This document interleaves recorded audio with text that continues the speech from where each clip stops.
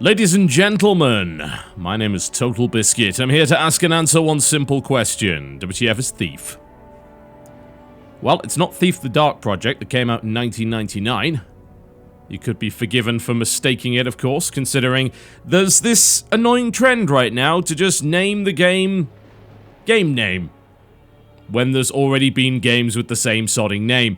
You can kind of get away with it with Thief because technically it was Thief the Dark Project, not just Thief. And then you had Thief 2 the Metal Age, then Thief Deadly Shadows, which funnily enough refused to call itself Thief 3. God knows why. But no, this is what we do now, apparently. Tomb Raider. Thief. Some other things. You get the idea. The original Thief, the Dark Project, was brought to you by Looking Glass, that venerable studio indeed, who are unfortunately now lost to the mists of time. They also brought us Thief 2 the Metal Age, and then Ion Storm, once again a fantastic studio, brought us Thief Deadly Shadows. And then the game took an extended hiatus. This has been in development for a number of years now in the Eidos-Montreal studio. They brought you Deus Ex Human Revolution, which in itself should be fairly good news to a lot of people, because that was another game whose original was considered an absolute classic.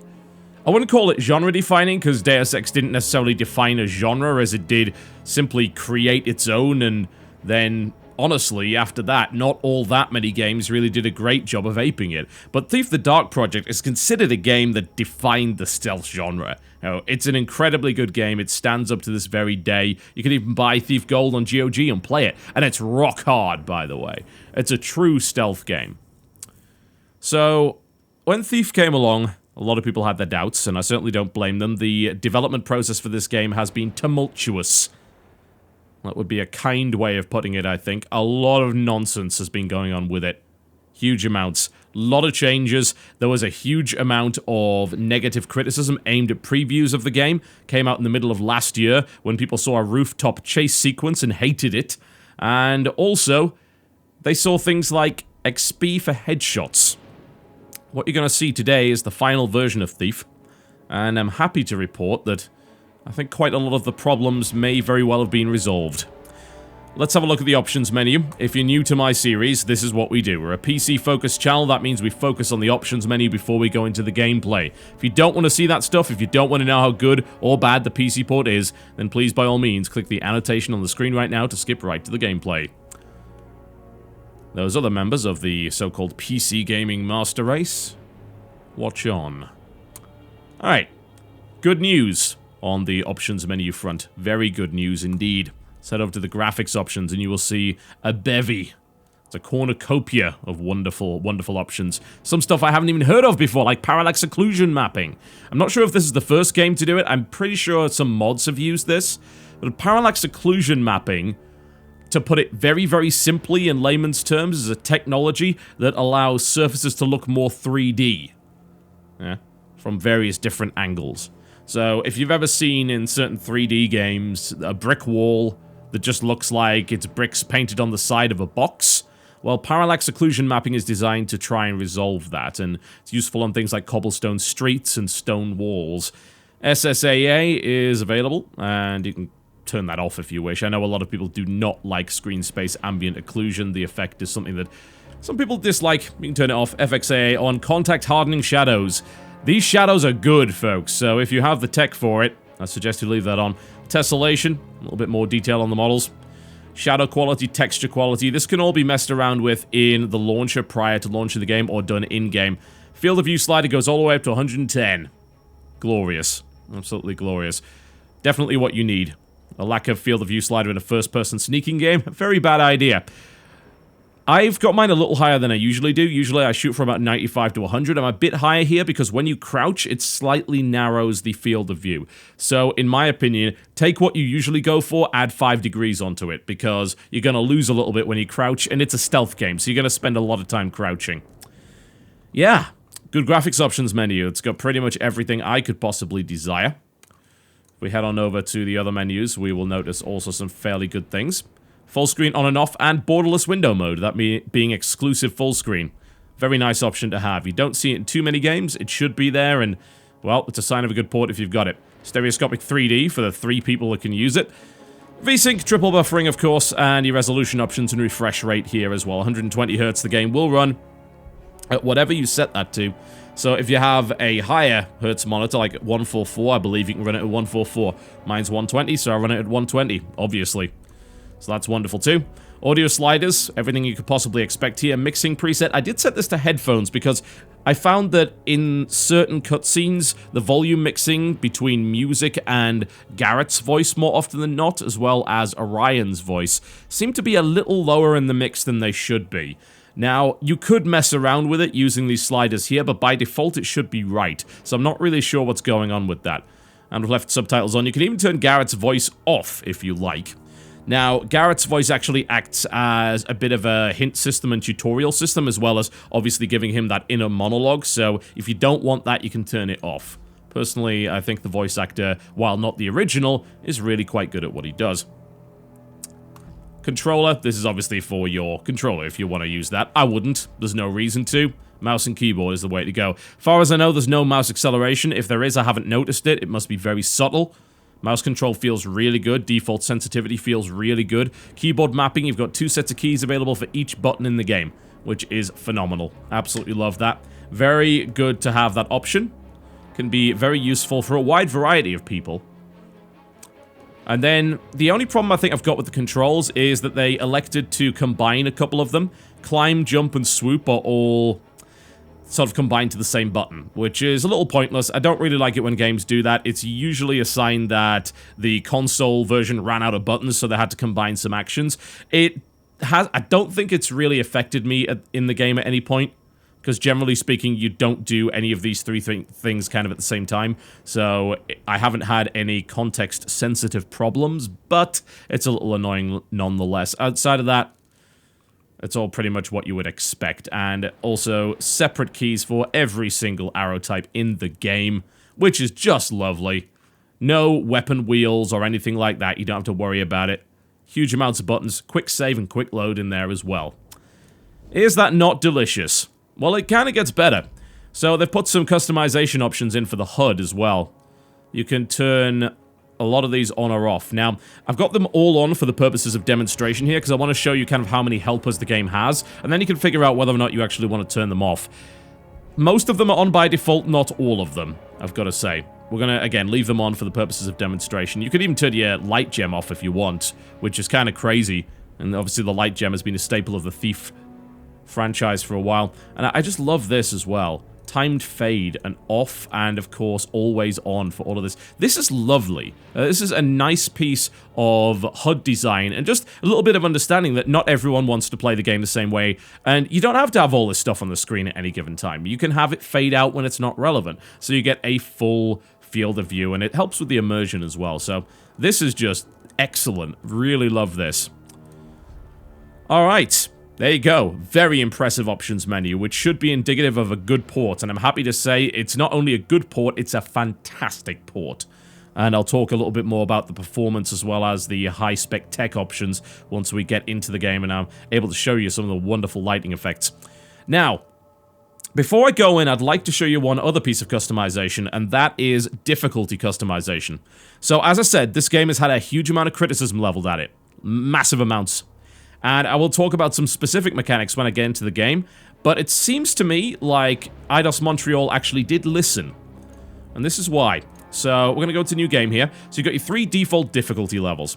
I don't see why you play on Rogue. Thief is easy enough as it is. In fact, I'd argue maybe a bit too easy. I would recommend starting on Master, honestly. This seems like the way to go. However, you can go even further than that. There is custom difficulty, and this allows you to mess around with a bunch of stuff. Not only that, look at all this, look at it all. Not only this, but it actually gives you extra points for picking it and puts you on a global leaderboard for custom difficulty. That is excellent. You barely ever see that in a AAA. You barely ever see that in any game. The fact that this is here is ridiculous. Like, no quick saving. You can turn focus, which is a kind of key mechanic of this version of Thief, off entirely. Because, you know, some people complain that the whole supernatural powers thing, not okay, which is weird considering Supernatural's been a staple of the Thief franchise in terms of theme for a while, but Garrett in himself has not really had supernatural powers. You can turn it off. You can turn the whole thing off. Stealth takedowns only. You can turn the reticle off. Speciality arrows only. You want to do a game where you can't just shoot people in the head with a bow? Turn your damage arrows off. You can do that. No food or poppies. These are health and mana regeneration. If you take any damage, the mission fails. Look at this! Look at it all! Like, bask in how glorious this is. Like, this should be celebrated. You barely ever see this in any game. The fact that this is here is insane. And I think, honestly, the inclusion of this really does go a huge way to dealing with the complaints of diehards of the franchise that said, hey, you know, we don't like this, we don't like that, we think you're making the game too easy. Well, you don't have to. You can do whatever you want here. You can customize your own experience. I applaud them for that. That is excellent. Absolutely fantastic. Alright, let's get into the game, shall we? I'm playing this on default Thief difficulty because, hey, you know, I'm not massively good at stealth games. In fact, I used to hate them. I don't really hate them anymore. I think I've grown to like them. But let's get into it and show you exactly what's going on with Thief. Alright, so, welcome to Thief. Let's steal stuff. That's what Thief is all about. So, if you have no idea what Thief is actually about, it's about stealth. It's about hiding in the darkness. It's about manipulating your environment with your tools, as well as, of course, special types of arrows. It's about sneaking, as you can see. And occasionally, it's about beating fools over the head with blackjack. In this case, we're on a little bit of a side mission. I'm going to avoid spoilers as much as I possibly can here, so I'm only going to do the hub world. Ooh, what's going on here? I'm only going to do the hub world and side missions. So, obviously if you want to avoid every spoiler, well, quite frankly, you shouldn't be watching this video. But I will avoid main story spoilers for you here. Alright, so the whole world is connected in this sort of big hub area. So you've got a bunch of different levels that are all connected via a city. Yeah, the city, as they call it. And you can scamper around it. You can go into houses. Not all of them, some. You can go into some houses, loot them. You can find secret areas. You can knock out guards or avoid them entirely. You can find side quests. You can interact with NPCs to some degree. There aren't all that many of them, but you can do it. Oh, this is not looking good. Nothing to take the wife to. And of course, you have a bunch of missions. And those missions are, for the most part, completed using stealth. And occasionally, beating fools over the head. Although, we're going to steal his purse first, because why the hell not? We could just ignore him entirely. In fact, we can. Actually got some orders here. Let's have a look. There are a lot of documents to find here. Huge amounts of it. Red Blade's orders. Alright. The voice box is in my safe. Alright, good to know. Okay, we should be able to try and... I'm trying to make my way over there without alerting the dog, because it will wake up. I may be able to sneak past it. No, it can clearly see me. I'm tempted to blackjack this guard, but I'd love to just show you stealth. Ooh, there's glass on the ground. Let's be very careful. Sneak, sneak, sneak. Nice and slow and careful.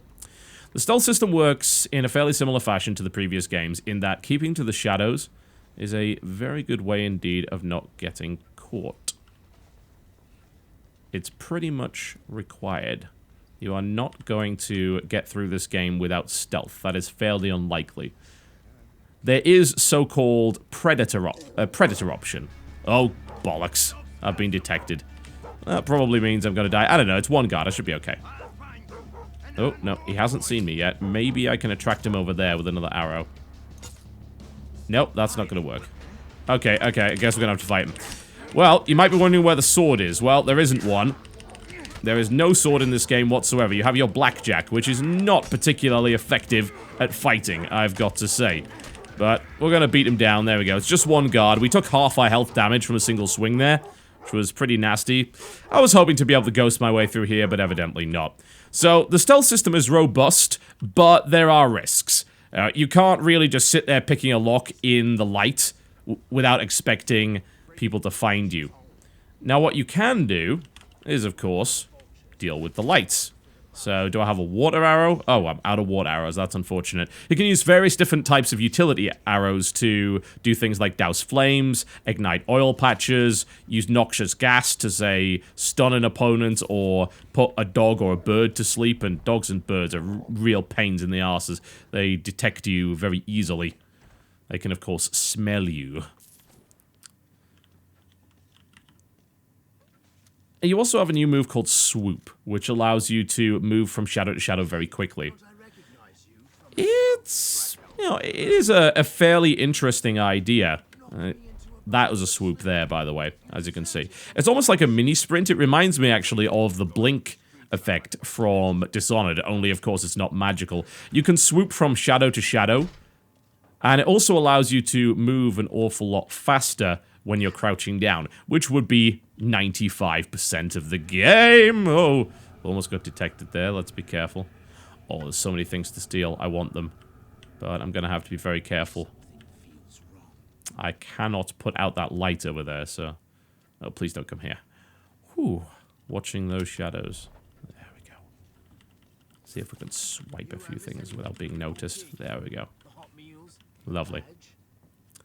If you get detected by a civilian or a guard, they will generally go and alert other guards in a very savvy fashion. There haven't been many times in this game where I've thought, you know what? He should have seen me there. No, they spot you in the ways that you would expect. You can hide in the dark, but if they get too close, they'll definitely see you. They... Whoa. Whoa, whoa, whoa, whoa. That was close. Thankfully, he turned right and not left. I think I'm going to get seen anyway. Nope, nope, I'm good. Close the door very quietly. There we go. I should keep me in a good spot for a little while. And there's a trap running through as well. Let's have a look at this ledger. There we go. Is stealth required, you might ask? Well, yeah. There are some areas of the game where you will instantly lose if you don't use stealth. Although they are, let's say, fairly few and far between. It's mostly just in the tutorial area, but there are parts of the game where if you're not stealthy, you're just going to get horribly murdered. Taking on one guard, that's fine. Taking on two, on normal mode, doable if you're very good at dodging. Taking on three or more, you're probably going to die. You're going to be killed very quickly. Ranged attacks do huge amounts of damage to you. And of course, getting hit by a sword, that's going to hurt a lot. An awful lot. So you've got to be really, really cautious. And stealth is emphasized. It is not fully required. There's the so-called predator option, which means killing people, basically. And you can do that, but there's a few reasons why you wouldn't necessarily want to. Mostly because it costs you money. Every arrow you shoot, you can't recover it, and it costs you money. So if you want to use the best arrow, which is the buzzsaw arrow, I believe, which has serrated blades, then you are most likely going to be paying 50 gold a pop. And that won't necessarily even kill someone in one shot. If you hit him in the face, maybe. But outside of that, we're going to try and distract him over there. I've run out of distraction arrows. Okay, I can throw a bottle over there then. Hopefully he's going to head down there and then I can blackjack him. Ooh, careful, careful, careful. Where'd he go? Oh, bollocks. Alright, never mind. We're just going to try and fight him then. Should be easy enough. There's only one of them, thankfully. So there is definitely a reason not to go down the Predator path. It's very expensive, and finding arrows just lying around doesn't really happen all that much. That right there is kind of more of an opportunist move. There are certain penalties to being detected, but they're mostly in terms of achieving the various challenges that the game actually sets you. If you want to play a deadly style, it's difficult. It's definitely done in such a way that you are discouraged from doing so, but it's not impossible. What I will say is probably the easiest way to play is to just go for blackjack knockouts most of the time. And the original Thief had quite a bit of that as well. If you knock out a guard and at least put him somewhere where he's not going to be found, that eliminates a threat for a while. But of course, some people are gonna want to go true ghost and not be seen in any way. And you can do that. and you are rewarded for it. And the game provides you, in my opinion, with enough options in order to make that happen. The levels are fairly well designed to allow for stealth, although it almost feels like there is a specific path for a lot of it. And it says, hey, you know, here's the stealthy way to do it. It depends on where you go. So let's talk about the level design, then we can kind of talk about the combat aspects of it. You've already seen a little bit of it, but I'd love to explain a little bit more. So overall, I'd say the level design for the most part is pretty good. The open hub city areas, well, they're what you'd expect, honestly. Ooh, this seems to be wired in some way. Let's see if we can deal with that. I don't know. Maybe not. The open hub areas are fairly large, and you can just run around them and avoid guards in the shadows. It's not too difficult. And then, of course, you can take to the roofs at times. Looks like there's someone out here. That's unfortunate. Let's look through the keyhole, see if he's in there. Maybe not. Avoiding the guards is fairly easy in those kind of levels, but outside of the hub area, you then go into various side quests as well as the mainline quests, and some of those are really, really stealth-orientated, whereas some others are like, you know what, just knock a couple of guards out and you should be fine.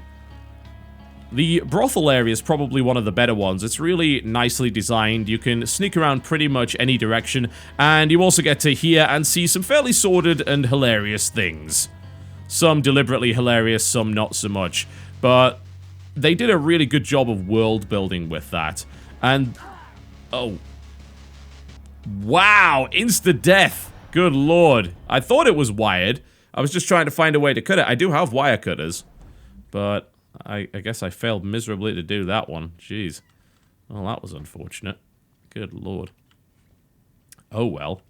Guess we get to try and do this area again. Actually, you know what? I'll just go out to the hub world, and then I can just show you a little bit of that. There are other levels which feel just a little bit small to me. And it's almost like they've gone down the Deus Ex Human Revolution design philosophy, and I'm actually almost certain that they have. Ooh, this could be fun. Yes, you see what I see? Mm-hmm. Oh yes, I'm going to enjoy this one. The idea of having, like, maybe 3 ways to approach every challenge, that was kind of their design philosophy with Human Revolution. And it almost feels like there isn't really a lot of room for emergent gameplay and almost like using your own strategy. You're kind of shoehorned into one of 3 different ways of doing things. It's not true all the time, but it's definitely true in some levels, I've got to say. Well, I wanted to flatten him, but never mind. Let's show you a little bit of the archery here. So, that's certainly a criticism I think that I would level at the game, that some of the levels, not all of them, but some, do feel like they only have the illusion of freedom, and they're a little bit small and have more limited paths. Once you get a couple of tools, like the wire cutters as well as the wrench, you are able to access a couple of extra hidden paths here and there, especially in the hub world, and also find a bunch of secrets. So, I can't really complain too much about that, but I guess in an ideal world, I would absolutely love to see just some incredible level design. And up to this point, I haven't really seen what I'd call incredible level design. I've seen decent level design. I've seen level design that's obviously designed in such a way to make stealth relatively challenging, but also the path to making that stealth work is fairly obvious, I would say. And I think it's only going to be a real challenge to people if they crank up the difficulty and make it much, much easier for the guards to find you. Can't actually find my way out here at this point. I was looking to leave so that I could show you the hub world. In fact, I think I can just do that now. Yeah, you can just actually hop right back to the city at any point once you're in a side or main mission. So let's talk about the combat. Obviously, that's going to be a sticking point for a lot of people. The fact that, of course, you can be at least reasonably effective at killing people. As I mentioned earlier, you don't have your sword anymore. You've got the blackjack, which is this. And funnily enough, that's bound to the R button. It's not bound to the mouse. The mouse controls the bow. And then the combat is kind of done through hitting the R button at the appropriate time. It has a very, very short reach. It doesn't do a huge amount of damage, but on normal, most guards will sort of start to double over it, maybe 4 to 5 hits. The better guards will block most of your attacks and will counterattack very quickly and effectively. And you have the V button, which allows you to dodge in any direction. And that's a pretty good way of avoiding most of the nonsense that ends up coming your way. Don't really want to drop down here. I think that's a terrible idea. We'll go through this house. There we go. So we can jimmy open this window and head in. There's plenty of houses in the city that you can do this to, and most of them just contain loot of various descriptions. So you want to do that because gear and upgrades are very expensive, especially in master mode. So it's a good idea to grab everything you possibly can. If you wanted a candlestick larceny simulator, then I can assure you that this is the premier, or premier. Would it be premier? Premier? Somehow, for some reason, that word has just gone to pot in my head, and I can't really understand why that is. What can I say? It's a pretty damn good cutlery larceny simulator or whatever. Outside of that, the combat is mostly with the bow, and the bow takes a fairly reasonable length of time to aim. You do have a very small zoom that can be enhanced through skills, and if you hold it down for too long, well, your aim's going to shake and you're going to be useless. If you don't charge it down for long enough, it's just not going to do any damage. There are huge amounts of different types of arrows available here, including the blunt head arrow, which doesn't really do any damage at all. It's used for distraction and also for activating environment areas without using a more expensive arrow. You've got the kind of razor head arrow there, your standard broadhead. And then you've got things like fire arrows, gas arrows, blast arrows. Blast arrows are ludicrously expensive. They're like 150 gold each. They do AoE damage. Good luck ever using that. The sheer amount of money you would need in order to effectively use those on a regular basis. Yeah, I wouldn't recommend that. Not at all. And that's pretty much about it with the combat. That's what it does. You can't lay any traps or anything like that, which is mildly disappointing, I've got to say. And it almost seems like the game is trying to discourage you at every turn from fighting, wherever possible. And to be fair, it's done a pretty good job of that. Fighting anything more than 2 guards is probably going to be death on normal mode, although once you've got a bunch of upgrades, and if you decide to use combat-focused powers from the focus menu, then you may be able to fight relatively well, but it's definitely not recommended, and frankly, the combat engine is lacking in depth anyway. Now, you know, this whole idea of just hitting R to attack and things like that, you saw the attack earlier with the blackjack, you know, it wasn't all that impressive. It almost feels like they did that on purpose. They didn't really want you to be running around slaughtering everything Dishonored style, so they made sure to make the combat both feel and just be generally ineffective and leave you with limited options if you end up getting detected. And you know what? I'm okay with that philosophy. I think that is a good idea for the most part. I think they did a solid job there. And if you think about the original Thief games, yes, it had a swordplay system, but unless you really, and you could have done this, you really exploited the overhead attacks in Thief, you really weren't supposed to be fighting guards with swords, because usually guards would kill you. And rightfully so. It's supposed to be a stealth game. It's supposed to be a game about thievery. It's not supposed to be a game about swordplay. So I actually approve of the fact that the combat system is not particularly in-depth and is certainly lacking in options. Because really, you shouldn't be fighting all that much anyway. If you want to play a sort of deadly predator, you're not going to have a particularly fun time because there aren't enough choices for you. Okay, sure, you can blackjack somebody, but that doesn't kill them, that just knocks them out. And then you've only got really a couple of types of offensive arrows that you can use. So if you're hoping for a Dishonored-like experience where you can go full stealth or you can be that deadly assassin, well, you're going to be disappointed on the deadly assassin front. You can do it, it's just there's not a lot of variety there. But for those of you hoping for stealth, that's probably pretty good news. You're hoping for the ability to utilize a whole bunch of really cool arrows on the environment, utilize stealth knockouts and ghosting and the terrain to your advantage, distracting guards and sneaking your way around. And have I ever told you how terrible I am at stealth? Thankfully, some of these guards are really easy to kill, so can get them out of the way. And I will have your stuff. Thank you. Ooh. Oh well. Never mind. Can I note, by the way, how damn beautiful the lighting effects are in this game? The shadows and the lighting in this game, along with just the mist and fog and particle effects, are absolutely phenomenal. Really good. And what surprises me about the whole thing is, cranked up to max, this game runs buttery smooth. Really, really well. Shockingly enough. Ridiculously surprised that it does. If you're throwing in things like just kind of new effects in general, especially with DirectX 11, it's not really expected that a game's going to run as well as this one does. This game, for the most part, is running at 120 frames per second with everything cranked up really, really high. Yes, I'm doing that on an NVIDIA Titan, obviously. Only one. I didn't turn on my other one, so I'm not actually running an SLI for this. But, frankly, some games lately have not been running all that well. So, to see this game come along and just say, yeah, totally, crank everything up. Absolutely, we encourage you to do that. It's going to run really, really well. That is really surprising and very, very pleasing. Oh, yes, extremely pleasing. I'm exceptionally happy with that, if you hadn't already guessed. Do I have any problems with the graphics? Well, if I have a complaint, it's in some of the texture work. Some of it. Not all, but some. Some doesn't look particularly good. Even though I have texture resolution on very high, I would have expected in some areas some of the environmental textures to be better. And they're not. That disappoints me somewhat.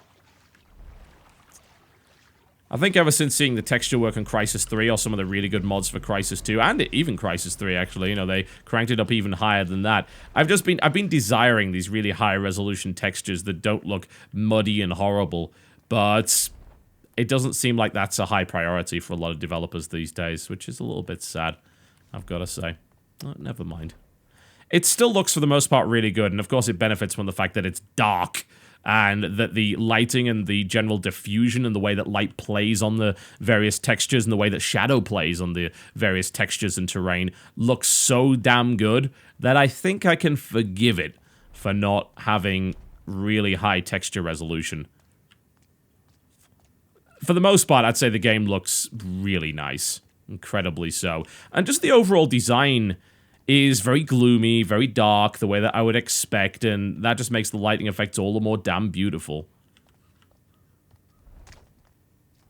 And if you're looking for a sort of Victorian-themed environment, alongside just a little bit of technology, then this game definitely has you covered in that regard.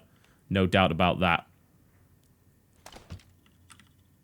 Lots of steam, lots of mechanical stuff around the place, but also a city that's very clearly in a extreme state of decay. There aren't all that many nice places in this city. Most of it's pretty gloomy, most of the people are pretty unhappy, as you probably realized. I think I might end up dying here, actually, if I'm not careful. Oh, there we go, put one through his face. Thankfully, he saw me. Be a little bit more careful. So, is it any good? Well, I certainly have a couple of misgivings.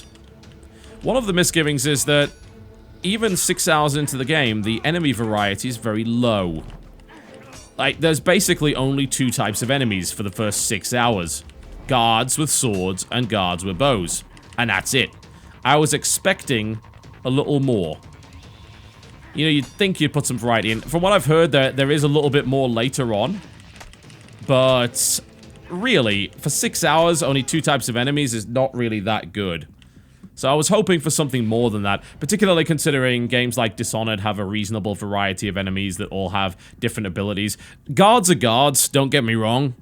It's to be expected that guards will do guardy things and will be armed with guard-like weapons, but I just hoped for more.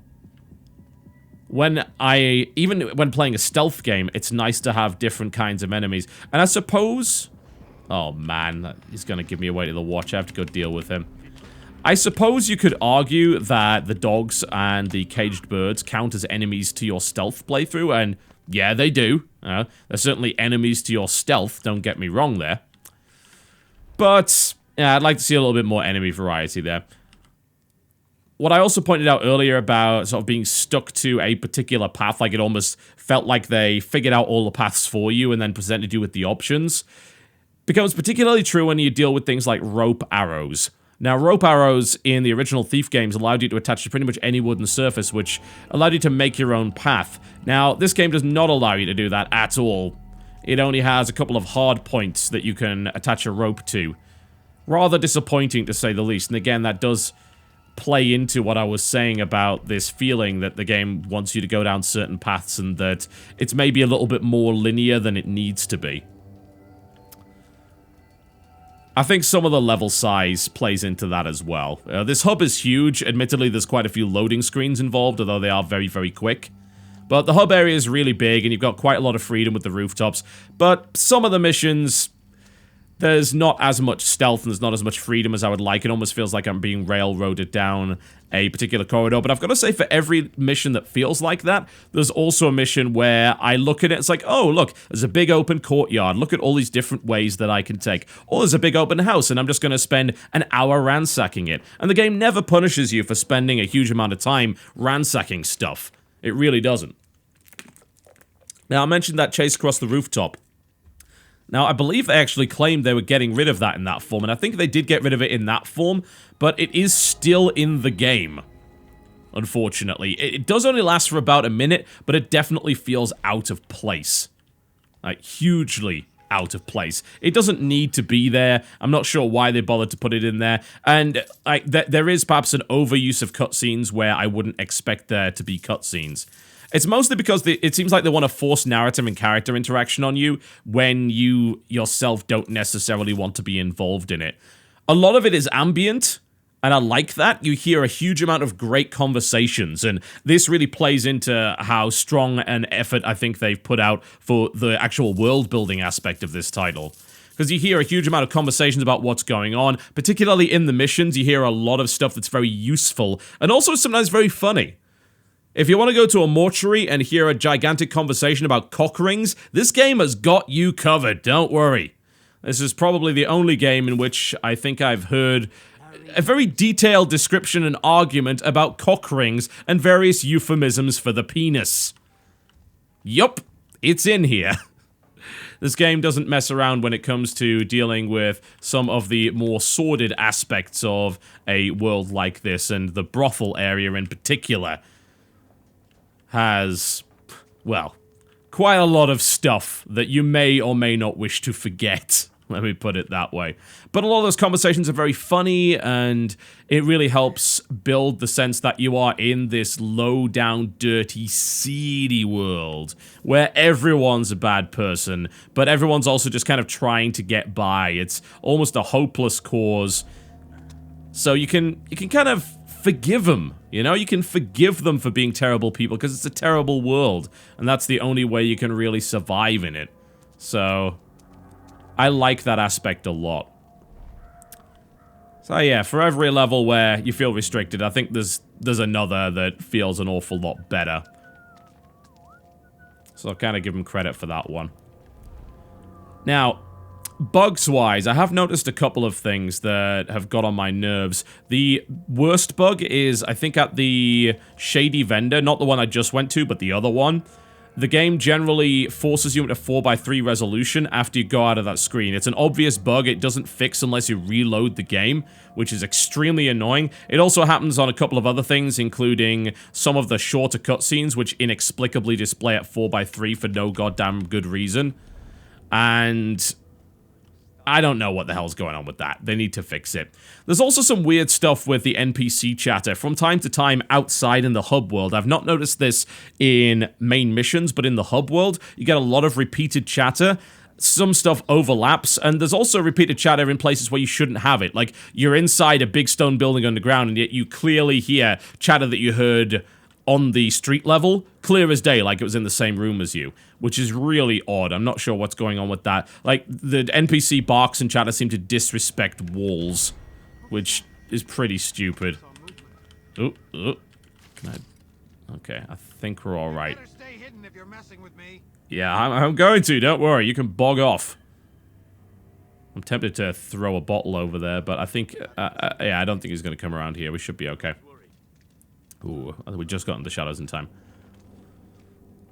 Yeah, it's fairly annoying. You're sick. You know that? But outside of that, that's really the only technical issues that I've encountered up to this point. The PC port, like I mentioned earlier, is absolutely stellar. Eidos-Montreal evidently respects the PC as a platform. In fact, you know what? I'm going to say Square Enix as a publisher in the West lately has respected PC as a platform. It's a weird thing to say if you're used to hearing about Square Enix as a Japanese company, but as a publisher in the West, they have published a ton of games that have excellent PC ports over the last couple of years. Full credit to them for that. They're actually becoming one of my favorite publishers as a PC gamer, because they're putting out quality titles on PC time and time again. Big respect to that. Big respect to using all of the technology that's at their disposal and just putting the money behind it. I mean, we're talking about games like Sleeping Dogs, obviously Thief, we've got Tomb Raider, we've got Hitman. Now, even before that, they published Just Cause 2, for God's sake. I think they love PC, I really do. And I respect them for that. Why wouldn't I? I'm a PC gamer. A lot of the titles I've enjoyed over the last couple of years have been published by Square Enix on PC, so hey, there you go. Pretty great. Pretty great. Do I like the game? I do. I actually do. The feeling of sneaking around, being an ultimate stealth badass is kind of fantastic. Although what I haven't mentioned is the focus system. And it's weird because I don't really have an opinion on the focus system because I barely ever use it. I only put a few points into focus abilities. You can earn points through a couple of different events as well as giving money to the Beggar Queen. And she can give you focus points and upgrades. And you can put points into all sorts of different things, like your combat ability, there's like a pseudo bullet time mode, you can increase your stealth while in focus mode. The only thing that I decided to do, because really nothing else seems to be needed, is to increase the awareness option, which is this one right here. Lets you view a bunch of stuff in the dark, and it also highlights important things like loot and ladders and all sorts of things like that. It's pretty convenient, I've got to say. So I upgraded that, and I upgraded my efficiency, and that's it. You could play this game without focus, very much so. If you read some of the earlier stuff in regards to this game, it seemed like focus was going to be a really key mechanic. It isn't. I barely ever use it. You don't need it at all, in fact. Even things like highlighting loot, you don't even need that, because there's a loot glint option which you can turn on or off. Can he still see me? No. Okay, we're good. We're good. Let's head over this way. He's one of those people that's going to tell on me. Let's get out of there before I end up getting detention. Are these friendly? Not in the slightest! Oh dear. I need to run for the hills, run for my life. I'm going to unscrew this and get in there. So far, I've had a really satisfying and enjoyable stealth experience. I've enjoyed the world, I've enjoyed the chatter, I've enjoyed how filthy everything is. I've enjoyed the environmental manipulation with my various arrow types. I found that very enjoyable. Ah, yes, we're gonna have that. I'll be very careful not to set this trap off. Should be able to cut this with my wire cutters, I think. Maybe. Oh, no, apparently not. Let's see if we can go around the corner and find the box for it. It's probably through here. There we go. I've even enjoyed these kind of little mini-games here and there when it comes to finding secret switches and opening doors and lock-picking and things like that. They're fun. And they give you that little bit of sort of thiefy immersion. That's a terrible sentence, I know, but it makes you feel like a thief. You're sneaking around, you're manipulating your environment, you're using tools to your advantage, you're picking locks, and you get that kind of tactile feel. And, you know, it's pretty fun. It's quite satisfying. And it can be risky as well. I like the fact that a lot of the lockpicking has to be done in open areas where you risk being discovered. So you do have to pick locks, for the most part, fairly quickly. Otherwise, you can end up getting murdered horribly by guards. So there's an element of tension there, and in fact the game kind of oozes tension and suspense. I think the music helps there, and the excellent sound assets for the most part. The music's very discordant, and I think a lot of people will dislike it as a result, but to me it really adds to the atmosphere. And then if you take the lighting effects and excellent shadows, I mean, just seeing the shadow of a guard pass you and you're thinking, will he see me? Am I going to be discovered here? There's a good amount of tension involved in that, and there's a lot of enjoyment to be found as far as I'm concerned. And that's an example of graphical fidelity and technology really adding a lot to a stealth experience. It doesn't really play too much like Dishonored. I think Dishonored is more of an assassin simulator more so than anything else. Dishonored has more freedom of movement. And you could argue that Thief suffers a little bit from that because a lot of the paths that you can take along rooftops are very preset.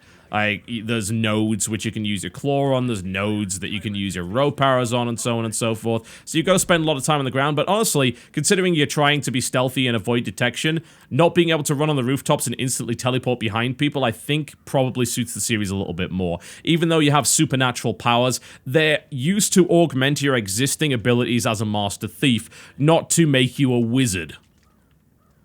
And I'm glad they didn't go too overboard with that. These guys are actually... Oh, these guys are not friendly. Okay, never mind. It's a little bit difficult sometimes to tell who's friendly and who isn't, I've got to say, which is a little bit annoying. Some of the civilians don't mind you being there, others will go and call the guards. And there isn't really an indicator as to which is which most of the time. You just kind of have to learn to recognize them by their clothing. I certainly think there are things to criticize, as I said. You know, level design is spotty in places. Combat mechanics simplistic for those looking for a more deadly experience. Texture quality maybe not so great. But, frankly, outside of that, I think the game is a really good stealth game. Awesome atmosphere. Really enjoyable. Good story. Good voice acting, actually. Very good voice acting, especially on the main characters and some of the ancillary main characters that you deal with on a regular basis. Really nice. And I like this open hub world. I've liked this kind of design since I played Wolfenstein 2009. I thought that really added to the game, allowing you to explore and just go and kill Nazis. And in a game like this, it really makes sense because you want to go steal stuff. And you can. You know, you've got the open world hub exploration, which allows you to go and steal stuff. And you could just spend hours in this hub world nicking cutlery. And putting out lights and freaking people out. And you can scare the hell out of people with it. It's great. You can grief NPCs with this. Just putting out fires and lights and watching them panic. It's great. It really is a lot of fun. I think for the most part, this game is more of a hit than a miss, honestly.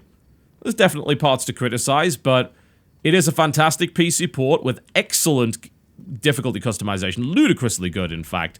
And it seems like the developer really respects the fans of the old series. You know, I wasn't one of those people, but I can only imagine that upon being presented with so many options that just say, hey, you know what? Your Thief experience, that's valid. It's just as valid as our vision. That, to me, just demonstrates a huge amount of respect for gamers in general, and I think that that should be rewarded. The fact that they even give you more points for turning off some of the stuff they give you. That's like saying, you're hardcore. We like you. We're going to give you a reward for that. How can you not respect that? That's a fantastic development philosophy. I love the amount of power they're putting in the hands of people here. So, yeah, my conclusion is that Thief, it could have been an absolute goddamn disaster, and in my opinion, it's not. I think there are going to be elements that people complain about, and it's like, oh, there's too much modernization, oh, there's too much help. But again, you can fix that yourself, and the game gives you that ability. Customizable difficulty is fantastic. And just the gameplay's good. Great stealth. Great archery.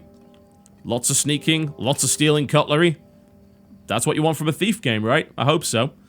There's definitely a supernatural element in there. I don't know if there's anything as scary as Shellbridge Cradle or the Cathedral or anything like that. Haven't encountered anything that was particularly frightening yet. Here's hoping there's something like that. But it's definitely a very creepy atmosphere anyway. You know, it's a game just oozing in atmosphere and tension and gloom and doom. Yeah. What can I say? I like Thief. I like it a lot. I think they've nailed it for the most part. I really do. Thief, ladies and gentlemen, by Eidos-Montreal will be available Tuesday. Normal AAA price. It's on Steam, it's on Green Man Gaming, it's on pretty much everywhere. And of course, if you do not have a powerful enough PC to run it, well, it's on Xbox One, PlayStation 4, 360, and PlayStation 3. Although I can't really imagine playing a game like this on a current-gen console. It would just ruin it. Those lighting effects are gorgeous. It's just a gorgeous skybox. Everything looks lovely. Well, by lovely, I mean horrible. Horrible death. In the grim darkness of the not-so-far future, there is only mold, disease, and a hell of a lot of nasty shadows and fog. And personally, I really love it. Thief, ladies and gentlemen. It is available tomorrow. My name has been TotalBiscuit. Thank you very much for watching. I'll see you next time.